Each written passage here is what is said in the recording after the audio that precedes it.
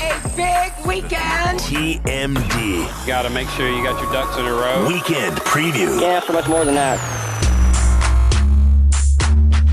We are on the doorstep of one of the most awesome motorsports weekend of the year, and it'll be capped off by NASCAR's longest race. Green flag is out. Waltrip with a big 20-car length advantage. Benny Parsons fighting with Donnie Allison for second.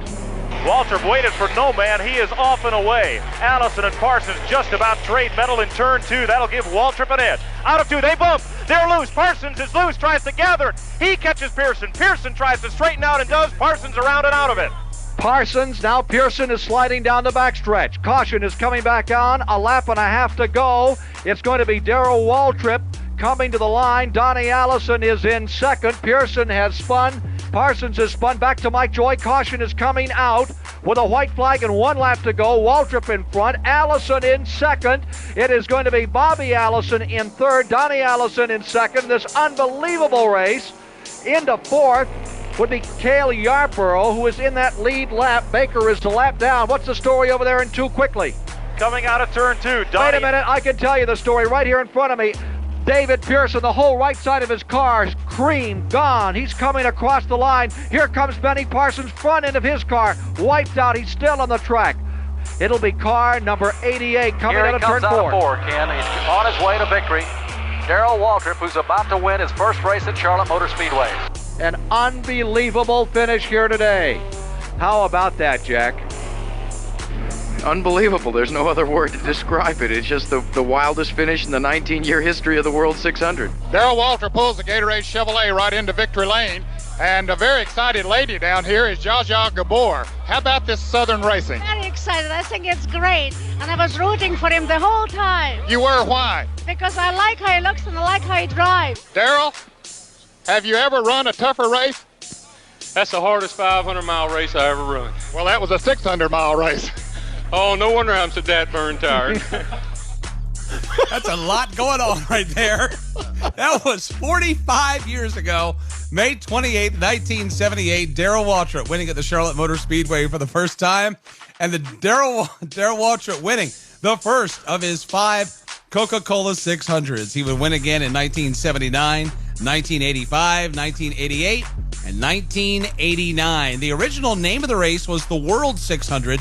From 1960 to 1984, it was the Coca-Cola World 600 in 85.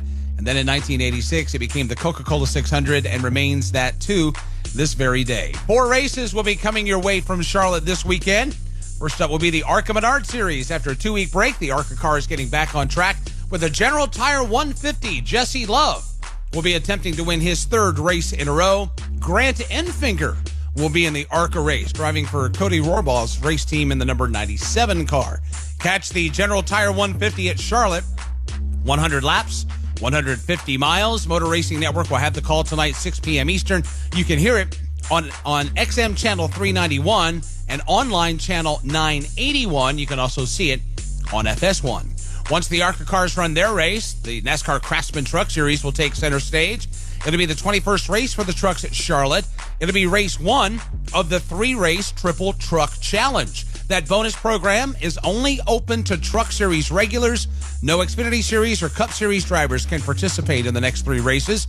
And the winner of the race gets $50,000. If a driver wins 2 of the 3, there'll be another $50,000 stacked onto that, making it a total of $300,000. And if a driver wins all 3 races, they'll get an additional $300,000, bringing the total to $500,000 up for grab. Triple Truck Challenge races include tonight's race at Charlotte, next week at Gateway, and then Nashville after a 2-week break.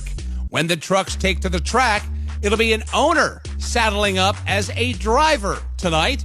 David Gilliland will be taking the reins of the number 1 truck, and he'll be behind the wheel for the first time in a long time. Been a little bit, but really proud of what everybody at Tricon Garage here is building, and we've had some really fast Toyota TRD Tundras here lately, and so I'm really excited and fortunate to be able to drive one this weekend and kind of get a first-hand feel of what we got going. So I love the truck series. Obviously, that's why our ownership group is involved in it, and it's a lot of fun. And just great, good, hard racing.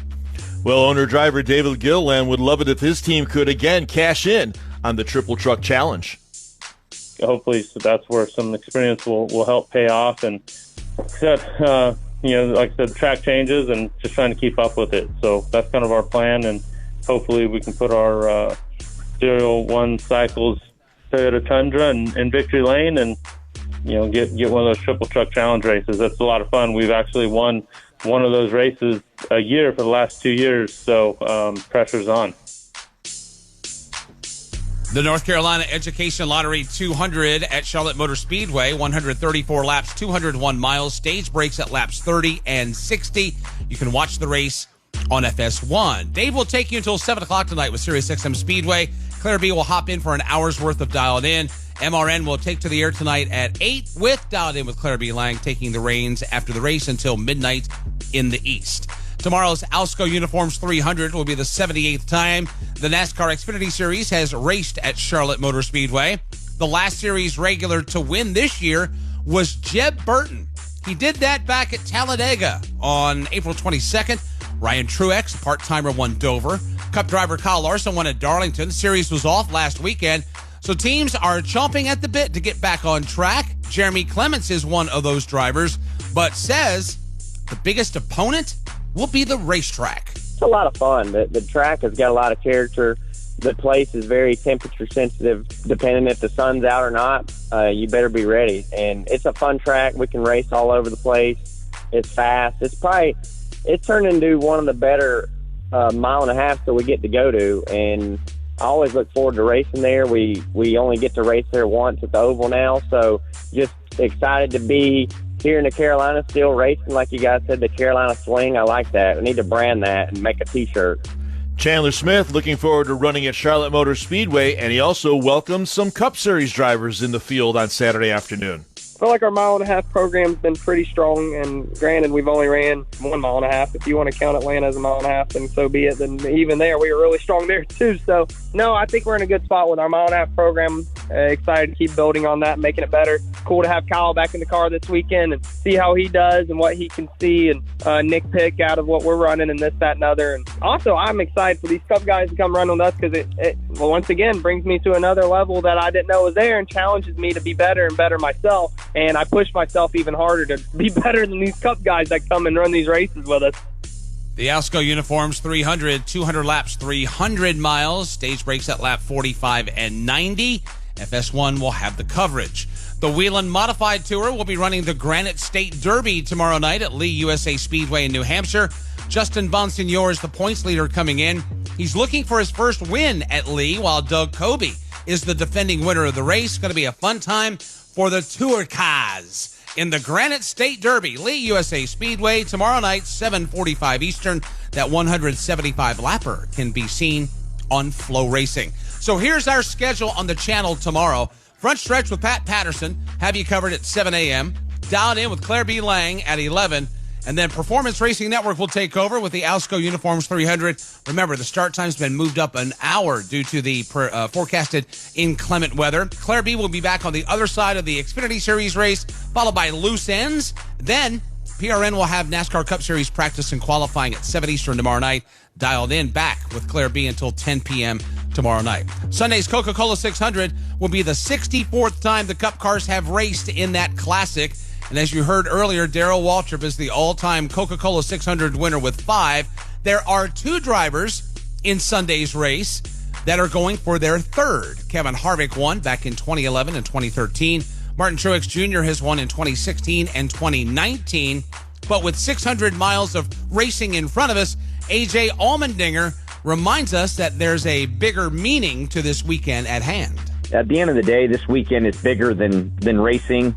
You know, I've always loved about NASCAR and this weekend with running the patriotic schemes, running fallen soldiers' names on all of our cars, the midway break, taking a moment of silence, remembering what this weekend truly is about and how fortunate we are to be able to get to do this. You know, what a special weekend this is, and very fortunate that we have a cool scheme, have a fallen soldier on the side of our race car, and pay tribute the best that we can.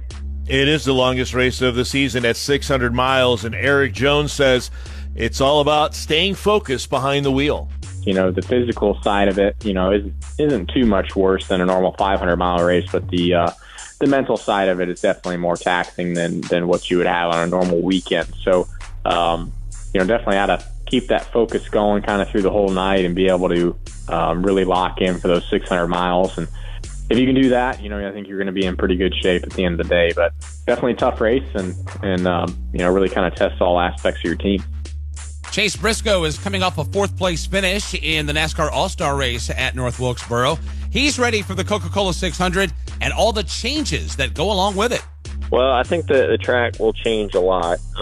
You know, I feel like this track just is one of the few mile and a halves where you get to where it just is constantly evolving. You know, Charlotte's a really hard place from a balance standpoint. It's really rough, it's slick, it's wore out, but it's still really, really fast. I feel like it's one of the probably more challenging mile and a half that we go to, just from not only the driving side, but just the setup side and everything else. It really takes a whole team effort. You got to kind of pace yourself. It's obviously a super long race. There'll be a lot of different strategies on the table over 600 miles, and Ryan Blaney says for that to work, the pit crews will have to execute. There's been times in that race to where you want a long run, and maybe your car is the strongest on the long run, and you're like, man, I'd love to run a full fuel run and have a green flag stop, and because I think our car is really strong here, and you want to utilize that. But then sometimes, yeah, you'll just be struggling, and you're like, man, I would love a short caution here, and we can work on this thing. So, yeah, long night for not only us, but the pit crew as well. Those guys will have a lot of stops, and it just kind of depends. Kind of depends what your car is doing at the time, how you're handling, and, yeah, I've been on both sides of it, that's for sure. Rudy Fugle is William Byron's crew chief. Rudy provides a glimpse into some pit road strategy for Sunday night's race. Track position is so key that you're not going to just be coming every single time, but, you know, I think 8 to 10, but if you go back to last year's 600, it was the racing was really good. The cars looked out of shape, and towards the end of it, it was a little bit of a crash fest. You had a lot of drama and whatnot. So there was some strategy on how many tires you take and when you get them and that kind of stuff at the end last year that I'll probably go back and start studying today. Our very own Todd Gordon returns to crew chief duties this weekend for Jimmy Johnson, and he says there's a little bit extra incentive on the line over 600 miles Sunday night. This one's kind of a grind, but it's kind of special because there's 10 extra bonus points available with another stage. So, you know, it's a cool race in that respect, and one that we can probably see have a bigger impact on shuffling the points. So a good performance here, it can benefit you greater, and a poor performance here can hurt you more. It's an interesting race, but what a way to kind of put a cap on a phenomenal day of racing across all motorsports.